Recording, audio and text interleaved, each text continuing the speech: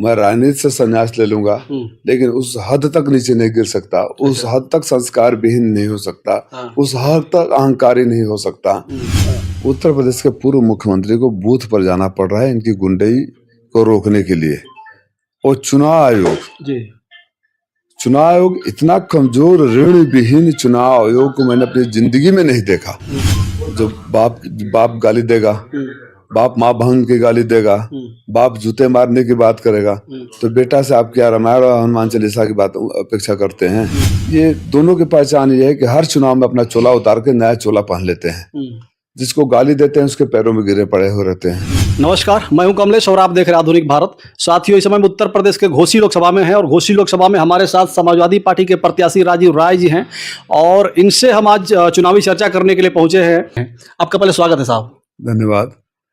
राजनीति का काकारा में पूर्व प्रधानमंत्री स्वर्गीय चंद्रशेखर जी के कदमों में, मेरे राजनीतिक गुरु जनेश्वर मिश्रा के कदमों में और श्रद्धेय नेताजी से सीखा है। उस भाषा में जवाब देने के लिए मुझे बहुत नीचे उतरना पड़ेगा। अच्छा। जिसके लिए मेरी अंतरात्मा गवाही नहीं देगी। जिस तरह के भाषा माननीय ओम प्रकाश राजभर जी उनके बच्चे मेरे लिए प्रयोग कर रहे हैं, वो अपने संस्कार और चरित्र का एक बार पुनः प्रदर्शन कर रहे हैं घोसी की जनता के सामने कि ये कितने अहंकारी लोग हैं और अभी से यह हाल है तो आगे क्या होगा। शायद यही भाषा पहले के लोगों ने पहचान लिया, जहां से चुनाव लड़े वहां वापस ही लौट के नहीं गए हारने के बाद। जीत और हार राजनीति में होती रहती है, मैं भी हार गया था, हार कोई बड़ी बात नहीं होती है। लेकिन अब जहां हार जाते हैं वहां के कम से कम हजारों या लाखों लोग तोड़ दिए रहते हैं, उनके साथ भी न खड़ा होना, तो घुमंतु राजनीतिक प्रजाति बनकर जगह जगह जाके हमले करना और इस भाषा में हमले करना, इनके अहंकार का जवाब जनता 1 तारीख को बटन दबा के दे देगी। मुझे जरूरत नहीं है कि उनकी भाषा में उनको जवाब दूं। मुझे तो कभी कभी ऐसा लगता है कि उनको कोई सीरियसली नहीं ले रहा है, इसलिए इस तरह की बातें वो करते हैं कि मीडिया के लोग नोटिस लें और फिर मेरे पास आए, फिर वो उनके पास जाएं, फिर मेरे पास आए, तो उनको कम से कम कुछ लोग देखने लगे, उनका टीआरपी बढ़ता रहे। अच्छा। इसलिए मुझे नहीं लगता कि उनको जवाब देने की जरूरत है। वो डिजर्व ही नहीं करते। जो आदमी लड़ाई में नहीं है उसका जवाब मैं क्यों दूं? तीसरे पर जमानत की जो बचाने की लड़ाई लड़ रहे हैं उनकी जवाब मैं क्यों दूं? एक और उनका बयान बड़ा वायरल हो रहा है। उन्होंने एक मीटिंग में, खुली मीटिंग में मीटिंग कर रहे थे, वहां पे पूछ रहे थे कि इस बार समाजवादी पार्टी की सरकार अब के बाद से कभी नहीं बनेगी, न कभी जीत पाएगी। लेकिन उसी बीच से कोई कार्यकर्ता उठ करके बोला कि नहीं, समाजवादी पार्टी की सरकार बन पाएगी। आपने देखा कि नहीं देखा ये बयान? सही बताइए जी। ये इतने बुद्धिमान है कि एक लोकसभा का उम्मीदवार मिला है उनको, टिकट मिला है गठबंधन से। 3 या 4 एमएलए हैं मुश्किल से। भारतीय जनता पार्टी ने कभी नहीं कहा कि हम पूर्वांचल राज्य का गठन कर देंगे, और ये घोषणा कर सकते हैं कि हम पूर्वांचल राज्य का गठन करेंगे, मऊ को राजधानी बनाएंगे, रसा को जिला बनाएंगे। तो क्या जनता इतनी बेवकूफ है कि वो समझती नहीं कि गठबंधन में किसी की भी सरकार बन सकती है, समाजवादी पार्टी की सरकार बन सकती है? जनता इनको जगह जगह आईना दिखा रही है। अभी एक और कल मैं वीडियो देख रहा था जिसमें ये लोग 5-7 लोग, 10 लोग मुश्किल से रहे होंगे, केंद्रीय मंत्री हैं, कैबिनेट मंत्री हैं, 10 लोग रहे होंगे उस सभा में, कि छड़ी पर कोई परेशानी नहीं है ना वोट देने में। तो जनता बोले है, तो फिर बोले चाहो तो फिर मत देना वोट। तो जनता वोट ही कहाँ दे रही है? तो इनको जहां जा रहे हैं जगह जगह जनता इनको आईना दिखा रहे हैं, और ये उतने बौखला कर अनर्गल बातें, अनर्गल भाषा, मेरे ऊपर अब क्या कहूँ, ये क्या है और मैं क्या हूँ, ये जनता जानती है। अगर इनको लगता है कि राजीव राय को अपना नौकर बना के, राजीव राय को अपने यहाँ काम करवा के, ऐसी भाषा बोलकर यहाँ के घोसी के लोग खुश हो जाएंगे, तो देखिए एक स्वाभाविक बात है कि आपके परिवार में भी कोई रिश्तेदार अगर लगातार आपके लिए खड़ा है, दिन रात सेवा खड़ा कर रहा है, आपका पड़ोसी खड़ा हुआ है कि कभी कोई तकलीफ हो, बीमार हो, हॉस्पिटल पहुंच जाए, और अचानक एक आदमी, तीसरा आदमी आए और जो आपकी मदद करता रहा है उसको गाली देने लगे तो आपको गुस्सा आ जाएगा। मैं बड़ी बात नहीं बोल रहा हूँ। तो जितना ये मेरे बारे में घटिया बातें कर रहे हैं, घटिया भाषा का इस्तेमाल कर रहे हैं, यहाँ की जनता उसको देख रही है कि जो व्यक्ति चुनाव हारने के बाद लगातार 10 सालों से उनकी सेवा कर रहा है, ये चंद दिनों पहले चुनाव लड़ने से पहले आए और उसी के ऊपर इस तरह घटिया बातें कर रहे हैं, तो इसका मतलब भी जनता 1 तारीख को ले लेगी। अच्छा, ओम प्रकाश जी एक और बयान दे रहे हैं कि अगर कोई गाड़ी में पैसा लेकर जा रहा है, 10-20 लाख रुपए जो भी लेकर जा रहा है, तो उसका पैसा आप लोग लूट लेना और सारा पैसा रख लेना, कुछ पैसा दरोगा को और पुलिस को दे देना। तो ये कैसा बयान दे रहे हैं, किसके लिए बयान दे रहे हैं राजीव भाई? देखिए, एक कैबिनेट मंत्री बन गए लेकिन चरित्र तो जाता नहीं ना। कैबिनेट चरित्र नहीं जाता है, नेचर और सिग्नेचर नहीं बदलता है। अच्छा, तो ये जो जिंदगी भर किए होंगे वो मंचों से उजागर हो गए, भूल गए कि अब ये कैबिनेट मंत्री हैं। इन्होंने संविधान की शपथ ली है। संविधान की शपथ में गैर कानूनी काम न करना भी लिखा होता है। मन से खड़ा होकर ये कहना कि पैसे लूट लेना, 10 लाख हो तो 9 लाख अपने पास रख लेना, 1 लाख दरोगा जी को दे देना। मैं माननीय योगी जी से कहता हूँ, मैं निवेदन करता हूँ कि महाराज आपकी कैबिनेट में ऐसे लोग हैं जो मंचों से डकैती या छिनैती के लिए अपने कार्यकर्ताओं को कहें और आपकी पुलिस खामोश वहां खड़ी रहे, ये आपके प्रशासन के लिए भी बहुत निंदनीय है और आपके कैबिनेट के लिए भी निंदनीय है। ऐसे लोगों को कैबिनेट में नहीं रहना चाहिए। दूसरी बात मैं ये कहना चाहता हूँ कि पुलिस प्रशासन के सामने इस तरह बयान देना और प्रशासन द्वारा कोई नहीं कार्रवाई करना, ये भी बताता है कि ये पुलिस प्रशासन के ऊपर कितना दबाव डाल रहे हैं। आप पत्रकार हैं, आप जाकर इस चौराहे पर खड़ा करके किसी को बोलिए, किसी को सलाह दीजिए कि इस गाड़ियों में अगर पैसा जा रहा हो या मेरे विरोधियों के गाड़ियों में पैसा जा रहा हो तो आप लोग लूट लो उसे। अपने इस कैमरा वाले को बोलिएगा आप लूट लेना, थोड़ा सा पुलिस को दे, बाकी मेरे को दे देना, तत्काल आप गिरफ्तार हो जाएंगे नहीं हो जाएंगे, लेकिन इन पर कोई कार्रवाई नहीं होती है। तो मैं पुलिस से मांग करता हूँ कि कार्रवाई तत्काल हो, संबंधित धाराओं पर केस हो।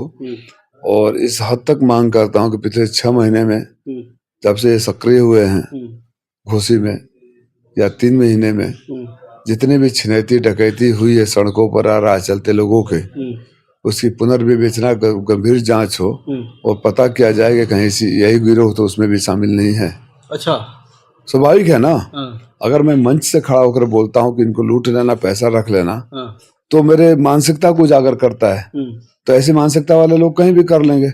अच्छा, आप बोल रहे हो कि समाजवादी, ये तो संदेह के आधार पर किसी को लूट सकते हैं। अगर इस तरह का कोई काम होता भी है, मान हम लोग तो करते नहीं है, क्लीन चिट है, आज तक सरकार को कुछ नहीं मिला, तो अगर कोई करता भी है तो इसकी जिम्मेदारी पुलिस की होती है, वो कार्रवाई करे। आप बहुत कर सकते हो तो पुलिस को इत्तला कर सकते हो, पुलिस को बता सकते हो। ये कहना कि लूट लेना और दरोगा को 1 लाख रुपया दे देना, वो पुलिस को भी भ्रष्ट करने की बात कर रहे हैं, खुद तो चोरी डकैती की बात कर ही रहे हैं। मैं घोसी के मालिकों से कहना चाहता हूँ कि जो बिना कुछ बने अभी चुनाव लड़ने आया, वही लूटने या डकैती करने की बात करने लगे, तो कल्पना करिए अगर ऐसे लोग, हालांकि घोसी के लोग मन बना चुके हैं, ऐसे लोग अगर चुनाव में कहीं जीत जाते हैं तो वहां के क्षेत्र की जनता का क्या हाल होगा।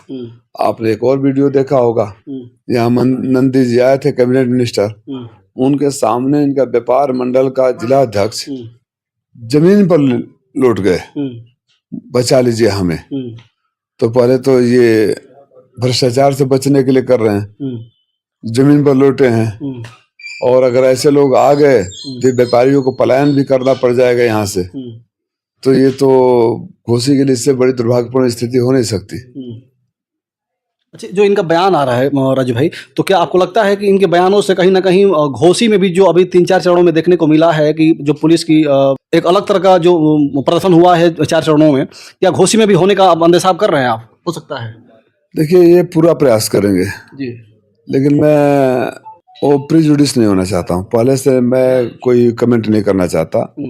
अभी तक इस बयान को अगर नजरअंदाज कर दें या बयान को थोड़ा सा, इस बयान पर भी पुलिस को कार्रवाई करना चाहिए था। मुझे यहाँ के प्रशासन का निष्पक्ष रवैया देखने को मिला है, तो अभी तक निष्पक्ष रहते हैं। तो उम्मीद यही करूंगा कि चुनाव को भी पूरी निष्पक्षता से कराएं। अगर कहीं किसी दबाव में शासन कुछ गड़बड़ी करता है तो उसके लिए हम समाजवादी है, जवाब देने के लिए तैयार रहेंगे। फिर भी इसको अंडरलाइन करना चाहता हूं कि अभी तक कोई नहीं रवैया रहा।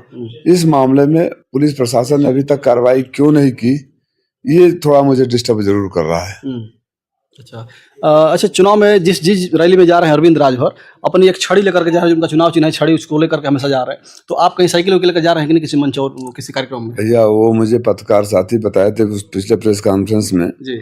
उन्होंने पत्रकारों से कहा कि माननीय ओम प्रकाश राजभर जी का चेहरा बाबा साहब अम्बेडकर की तरह मिलता है। हाँ। मेरे मेरे हाथ में छड़ी है और मैं भी बाल कटा लिया हूँ, गांधी की तरह दिखता हूँ। अब ऐसे लोगों के बारे में मैं मेरे लिए आदर्श तो है नहीं कि मैं अनुकरण करूंगा। ऐसे लोग मेरे आदर्श नहीं हो सकते जी। मैं जहां जाता हूं राजीव राय का चेहरा ही काफी है। राजीव राय की पहचान सिर्फ और सिर्फ समाजवादी पार्टी से है। मैंने तो लोगों को छोड़ के गया, न तो लोकसभा को छोड़ गया, न जिंदगी में मैंने कभी पार्टी बदली, न मेरे पिताजी ने कभी पार्टी बदली। मेरी दूसरी पीढ़ी है, तो हम लोग तो उसी झंडे को अपना कफन बना के जाने वाले लोग हैं, है ना।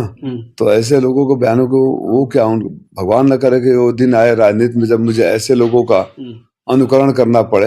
मैं राजनीति से संन्यास ले लूंगा, लेकिन उस हद तक नीचे नहीं गिर सकता, उस हद तक संस्कार विहीन नहीं हो सकता, उस हद तक अहंकारी नहीं हो सकता कि जगह जगह लोग। आप बताइए, जैसे मतलब इनकी पहचान क्या है?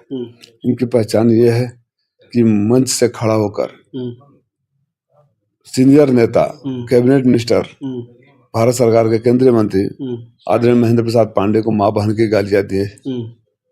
पूरे भारतीय जनता पार्टी के कार्यकर्ताओं को इन्होंने मां बहन की गालियां देकर जूते मारने की बात किया।